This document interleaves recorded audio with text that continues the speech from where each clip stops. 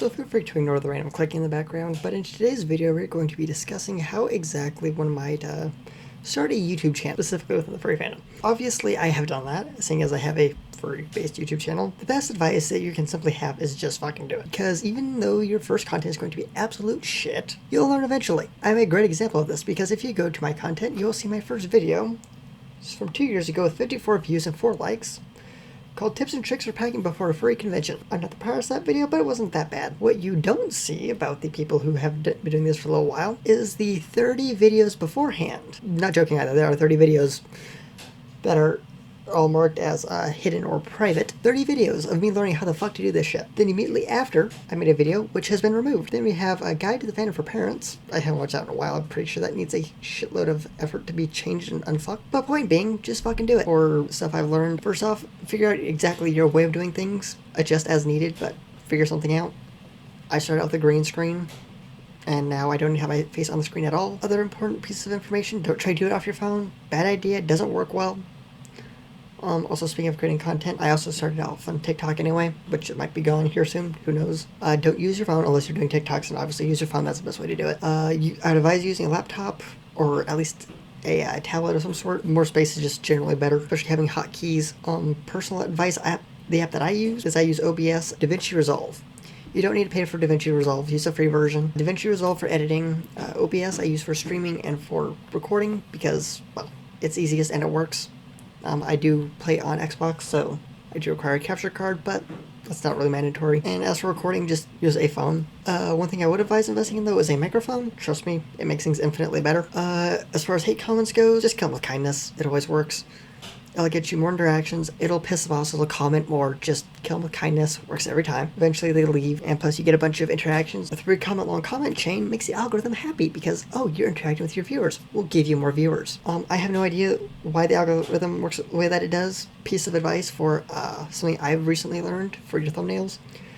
Always put any important imagery or text on the upper portions of it, not the bottom, because on mobile, which is how 90% of people watch YouTube, even if I watch on non-mobile, I usually found the content on mobile before I watch it somewhere else.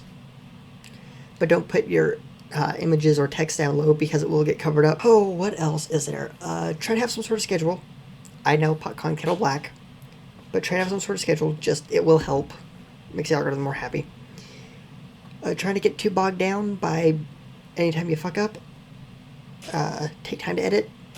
Reality is, this video has taken me, I can't see the time. It's taken me a little bit. It's going to take me probably 10 times as long to actually edit. So just accept that editing is going to be a part of your life now. My advice is make sure you when you record over record. And just to point out that I wasn't kidding when I said that you're going to spend a larger amount of time editing than you're recording. It took me about the audio section was initially about 10 minutes long. It's at, I think, like 3 minutes now. Oh, about 4 minutes, sorry. So at about 4 minutes as it currently stands. Probably going to do more editing. But I also started this whole project at about 2:30. And it's currently 6 o'clock, so yeah, it takes a large amount of time to do all the editing. And I do very minimal editing, so yeah, just keep that in mind. Honestly, if you have the time, it's probably not a bad idea to put a lot of effort into editing.